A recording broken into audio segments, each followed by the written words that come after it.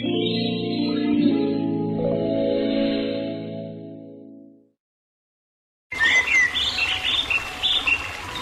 सुबह एक बारातियों से भरी हुई बस अपने गांव लौटी। एक एक करके सारे बाराती बस से उतर गए और अपने अपने घर चले गए, लेकिन गजोधर, उसकी दुल्हन ममता, उसकी बहन पायल और बूढ़े माँ बाप बस में ही बैठे रहे।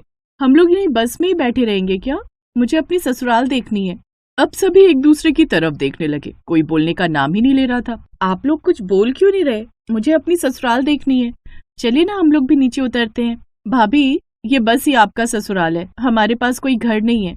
ये सुनकर ममता के पैरों तले जमीन खिसक गई। पर जब उनके पास बस थी तो घर क्यों नहीं था? क्या ममता की ससुराल अब पूरी जिंदगी उस बस के अंदर ही रहेगी? और ये सब आखिर हुआ क्या? ये सब जानने के लिए कहानी में हमें थोड़ा पीछे चलना होगा। गजोधर कुछ सालों पहले रामपुर गांव में एक कच्चे मकान में अपने माता पिता और छोटी बहन पायल के साथ रहता था। वो एक बस ड्राइवर था। आ जाओ रामपुर वालों, आ जाओ, जल्दी जल्दी आ जाओ रामपुर वालों, जल्दी जल्दी आ जाओ। रामपुर चलोगे ना? चाचा बहरे हो क्या? गला फाड़ फाड़ के चिल्ला रहा हूँ, सुनाई नहीं दे रहा है? तुम ड्राइवर लोग ढंग से बात नहीं कर सकते क्या? मैंने तो बस पक्का करने के लिए पूछ लिया था। चलो जल्दी से बैठो, बस भर गई है। क्या जिंदगी है, कंडक्टर और ड्राइवर दोनों का काम मुझे ही करना पड़ता है। उसने बस स्टार्ट की और चल दिया। थोड़ी देर में वो अपने गांव रामपुर पहुंच गया। चलो चलो रामपुर वालों, उतर जाओ। तो इस तरह सभी लोग बस से उतर गए। उसके बाद गजोधर ने वो बस अपनी झोपड़ी के बाहर खड़ी की और घर के अंदर चला गया। अंदर जाकर देखा तो पंडित जी आए हुए थे। अरे पंडित जी, आप हमें कोई हवन तो करवाना नहीं है, फिर क्यों आए हैं आप?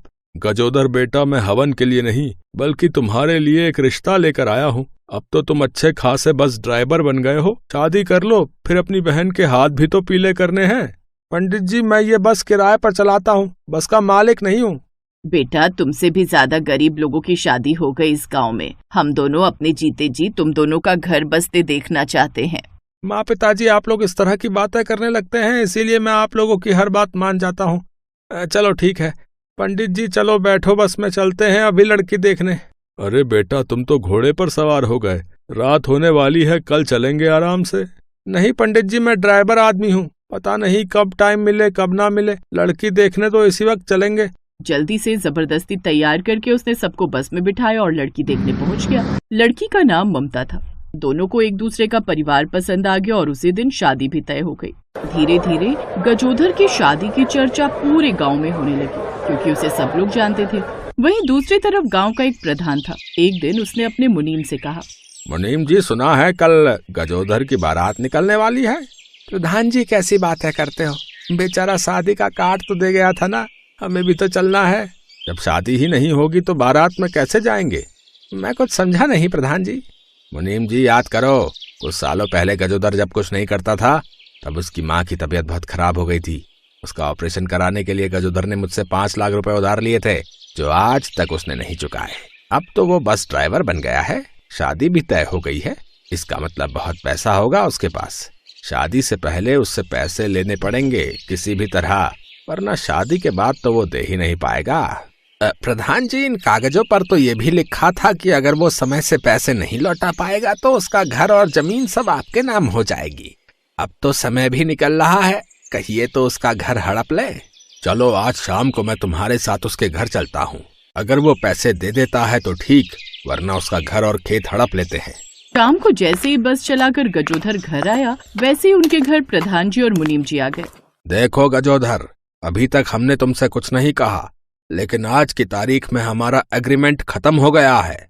आज मेरे पैसे वापस कर दो, वरना ये घर और खेत तुम्हारा मेरा हो जाएगा भाई। प्रधान जी, इतना पैसा एक साथ में नहीं दे सकता, अभी 6 महीने पहले ही बस चलानी शुरू की है, मैं धीरे धीरे करके आपके पैसे शादी के बाद लौटाने ही वाला हूँ। लेकिन इन कागजों पर आज तक का ही समय था तुम्हारे पास, पैसे नहीं है तो घर खाली कर दो।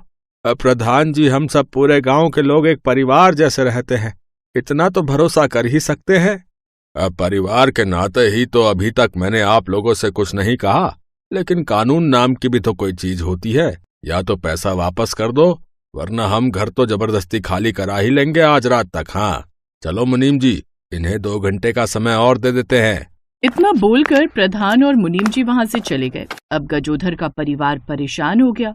भैया, कल ही आपकी शादी है, अगर आज हमारे हाथ से घर चला गया तो शादी टूट जाएगी और हुआ भी कुछ ऐसा ही। 2 घंटे बाद प्रधान के कुछ आदमी आए और सामान सहित गजोधर के परिवार को बाहर निकाल दिया। अब गजोधर का परिवार सारा सामान लेकर अपनी बस के अंदर आ गया और गांव से बाहर चला गया।